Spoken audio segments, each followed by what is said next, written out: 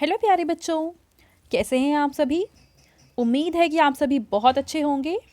चलिए बच्चों, इस वीडियो में हम समझेंगे कक्षा 5 की वर्कशीट नंबर 120 ए, जो कि 29 नवंबर 2021 की वर्कशीट है और आज का विषय है बच्चों हिंदी। और आज हम पढ़ने वाले हैं हमारी हिंदी की पाठ्य पुस्तक रिमझिम।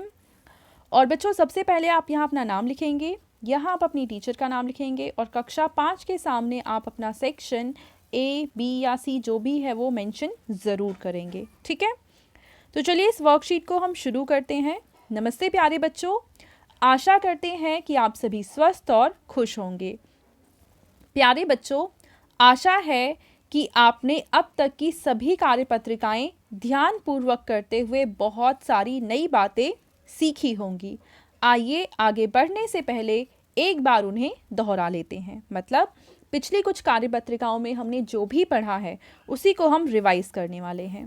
पहला प्रश्न है कि नीचे दिए गए वाक्यों को पूरा करने के लिए उचित विराम चिन्हों को चुनिए। पहला है, मोहन आज बाजार गया था। अब ये पूरा एक सिंपल वाक्य है, तो एक सिंपल वाक्य को पूरा करने के बाद हम ये वाला निशान लगाते हैं। ठीक है, अगला है कि क्या तुम आज विद्यालय जाओगे। अब देखो, इस वाक्य में प्रश्न पूछा जा रहा है, तो यहाँ पे हम लगाएंगे प्रश्नवाचक चिन्ह, यानी ये वाला चिन्ह। ठीक है, अगला प्रश्न है कि पाठ के आधार पर निम्नलिखित प्रश्नों के उत्तर के लिए दिए गए विकल्पों में से सही विकल्प चुनकर सही का निशान लगाइए।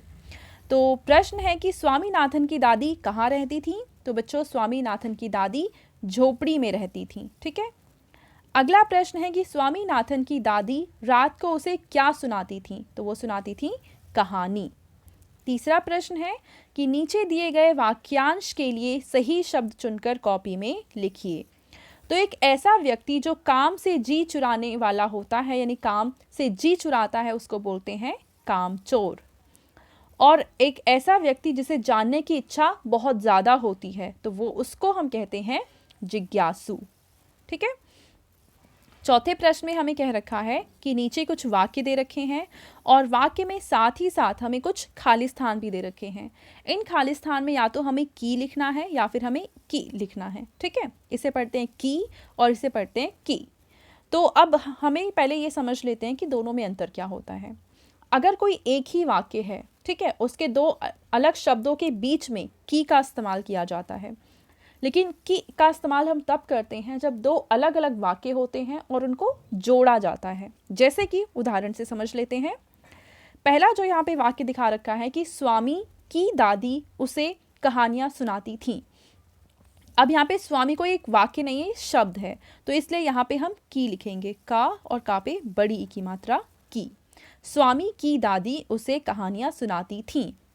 लेकिन अगर हम दूसरा देखें तो यहाँ पे दो वाक्य हैं। कौन कौन से, देखो, शेर को देखकर शिकारी ने सोचा। तो शेर को शिकारी ने देखा और उसने कुछ सोचा। और दूसरा यहाँ पे वाक्य है, उसे कैसे भगाया जाए। ठीक है, अब ये दो अलग अलग वाक्य हैं और दो अलग वाक्यों को जोड़ने के लिए हम इस्तेमाल करते हैं इस वाले की का पे छोटी ई की मात्रा, तो ये बन जाएगा की। तो यहाँ पे क्या आएगा, की।